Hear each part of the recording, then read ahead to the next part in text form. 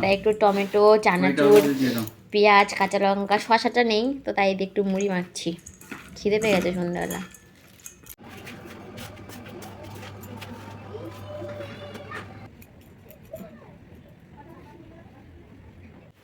Hello family, good morning. তোমরা সবাই কেমন আছো? আশা করছি সবাই খুব ভালো আছো। সবার সুস্থতা কামনা করে আজকে একটা নতুন ব্লগ শুরু করছি। তো সকালবেলা দেখো ঘুম থেকে উঠে রান্না বসিয়ে দিয়েছিলাম, কারণ তোমাদের দাদা সে সকালবেলা টিফিন নিয়ে যায় তাই জন্য। তো দেখো এখানে ডেচকিতেই ভাত বসিয়ে দিয়েছি, আর এখানে তরকারিটা না হয়ে গেছিলো, টিফিন বাটিতে তুলে দিয়েছিলাম, ঠিক আছে।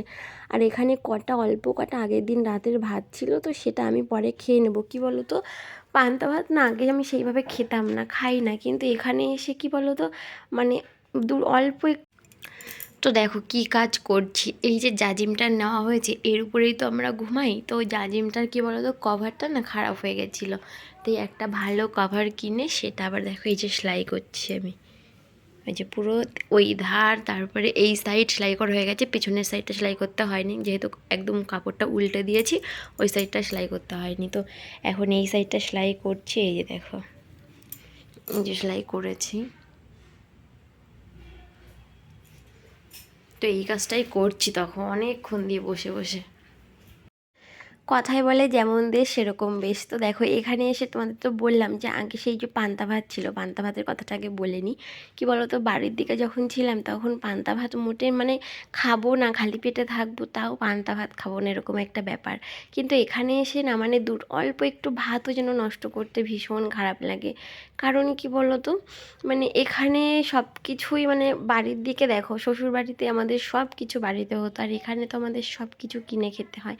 আর তারপরে কী বলো তো, আমাদের বাপের বাড়িতেও সব কিছু কিনে খেতে হতো। তো এরকম সিচুয়েশানে কী বলো তো, কিছু অল্প সামান্য কিছু না নষ্ট করতে ভীষণ গায়ে লাগে। যেহেতু তোমাদের দাদা একা এখানে ইনকাম করছে, আমি ওকে কিছুতেই হেল্প করতে পারছি না এখনও পর্যন্ত কোনো কাজ, মানে করতে পারছি না। কাজ তো করবো অবশ্যই, পার্লারের কাজ যখন জানি ইচ্ছে আছে করার, তো এখানে এসেই তো সঙ্গে সঙ্গে কাজ পাবো না, পাইনি। তো কাজের খোঁজ করছি, যদি পাই তো অবশ্যই কাজে মানে ঢুকে যাবো আর কি।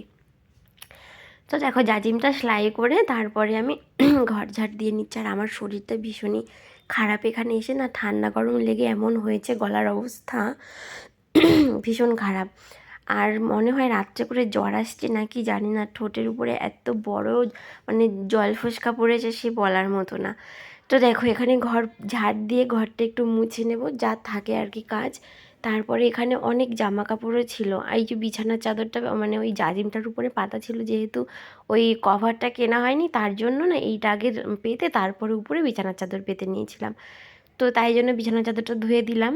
তো আরও কিছু জামা কাপড় কেচে নিয়ে তারপরে আমি স্নান করে নেব। আর তারপরে দেখেছো গলার কি অবস্থা। তো দেখো এই যে বাইরেটা না এখানটাই জামা কাপড় নাড়িয়ে, এটা একটা গলি মতো, এই যে সামনের দিকটা দেখতে পাচ্ছ এটা একটা অন্য ঘরের দেয়াল আমাদের, মানে অন্য ঘরের দেয়ালের পিছন সাইডটাতে আমাদের ঘরটা। তো এখানে সেরকম রোদ টোদ সেইভাবে পড়ে না, সকালের দিকে একটু রোদ আসে, তো খুব একটা অসুবিধা হয় না। কারণ দেখো কেমন হাওয়া চলছে এখানে, গলির মধ্যে হলে হবে কি ভীষণ হাওয়া চলে জানো তো, ভীষণ হাওয়া হয় এখানে। তো আর এখানে কি বলো তো, লোকজন সবাই আছে, আমরা যেমন গ্রামে থাকতাম, গ্রামের দিকে কি হয় এর বাড়ি মানে সবার বাড়ি সবাই যায়, আমরা এখানে তো সেটা হয় না। ব্যাঙ্গালোর মানে তো খুব ভালো জায়গা, সবাই সেটাই বলে। আমার এখনও সেরকম কোনো অভিজ্ঞতা হয়নি, কারণ আমি এখনও সেইভাবে কোথাও যেতে টেতে পারিনি। তোমরা তো দেখতেই পারো আমার ব্লগগুলোতে, আমি সেইভাবে এখনও কোথাও যাইনি।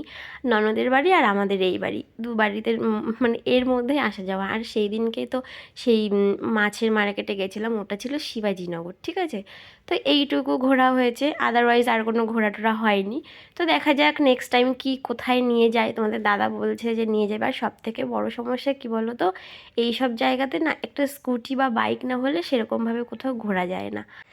তো সেই জন্য আমাদের আর কোথাও ঘুরতে যাওয়া হয়নি। তোমাদের দাদার যখন মানে ছুটির দিন মঙ্গলবার করেও ছুটি থাকে, তো সেই জন্য কি বল।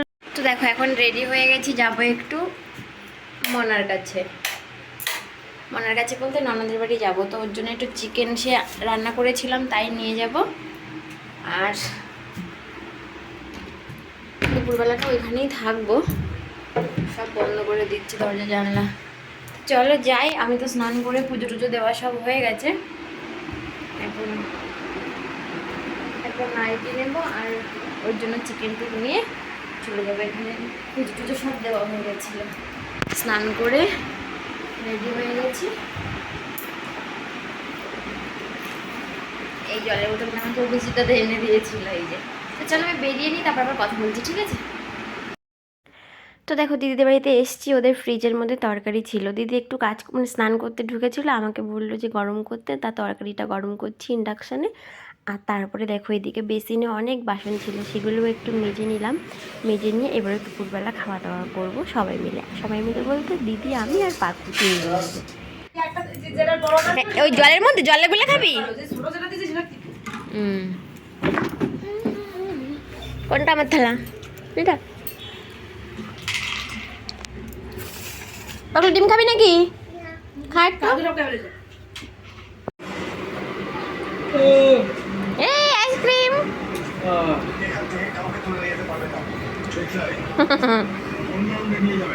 পাগল ভালো?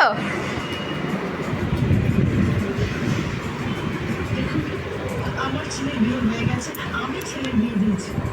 এখানে দয়া করে এমন কোনো কার্যকলাপ করবে না যা বেআইনি।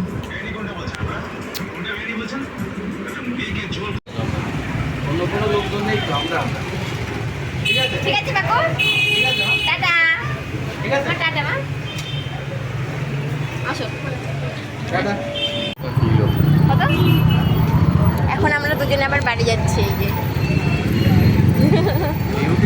ইউটিউব থেকে বাড়ি যাচ্ছি। আমি সকালবেলা সেই মনাদের বাড়ি এসেছিলাম, আর এখন যাচ্ছি বাড়িতে। কত জ্যাম দেখো গাড়ির, এই যে।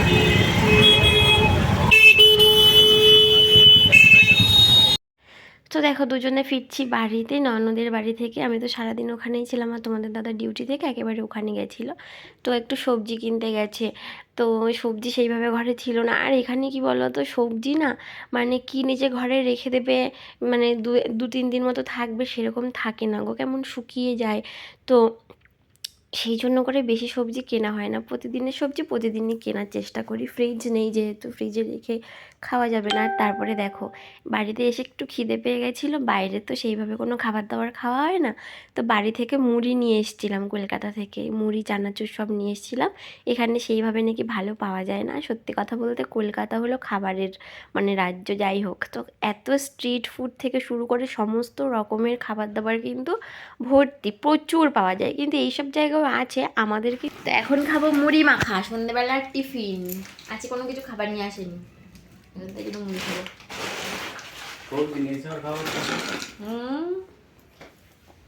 খাও। মিষ্টি চানাচুর দিয়ে না এবার মুড়ি মাখলে ভালো লাগবে না খেতে।